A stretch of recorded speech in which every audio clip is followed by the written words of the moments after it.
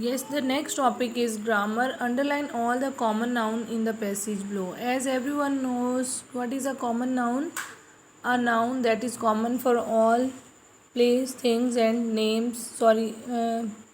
First you have to remember what is noun. Noun is the name of a person, place, or thing. It is having two kinds, special nouns and common nouns, and then many are also other kinds, but in this chapter we have read about abstract nouns and common noun. Common noun are names of some common things, place, or person. So you have to underline just the common nouns from this passage. On Saturday we went out on our bicycles. We found a bench under a tree where we rested. We had brought sandwiches and apples to eat and some lemonade to drink. We kicked a ball about and then we cycled home, tired but happy. You have to underline just common nouns. Common nouns are the names of common things, place, and persons. Okay? Then B part, how quickly can you write down 4 common nouns for each of these topics? Now topics are given, you have to write common nouns for each. Rail transport, cricket, Antarctica, typhoon, classroom, museum, concert, and vacation.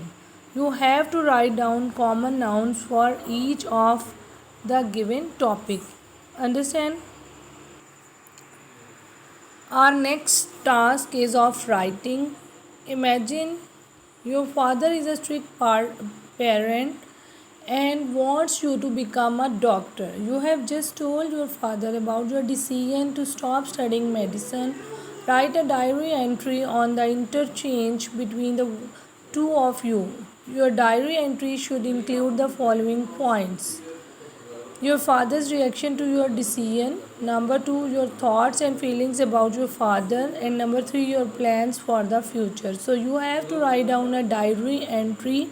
As your father is a strict disciplinarian, as we have read in the story about a person who was strict himself and his son find his father a strange man. That was a story, but you have to think and imagine yourself that your father is a strict parent and you have to write according to your own opinions because you don't like to choose a profession as he wanted to see you. That your father wanted to see you a doctor, but you don't want to study medicine. So you have to try to write yourself about your own opinions, and you have to keep in your mind that your father's reaction to your decision, what happened with him, what does he feel, and what he shows. Okay, and then the second thing which you have to keep in your mind is your thought about and feelings about your father. What do you feel about your father after his reaction? That may be very harsh or polite.